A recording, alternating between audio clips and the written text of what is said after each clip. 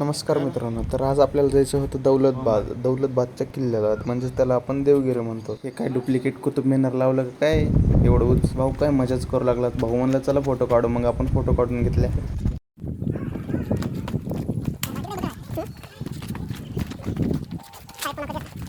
आमच्या भाऊची काय खुशीच मावना गेली.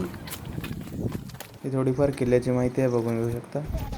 भाऊ किल्ला 1-2 किलोमीटर असं वर होतं, चढत जायचं. फार पाणी होऊन गेलं होतं. ही मध्ये काय बाबा हे भुलभुलैयासारखं असं मस्त अंधारच होतं सगळं तिथं. इथं काय सगळे फोटोशूट करू लागले. भाऊ आणि त्याच्या बहिणी फोटो करू लागले. एवढ्या डोंगरावर गणपतीचं मंदिर होतं एकच. किल्ला एवढा उंच होता, वरून बघितलं तर माणूस असं चिमणीसारखं एवढं दिसू लागलं. भाऊनं मला पडता वाचलं बघलं.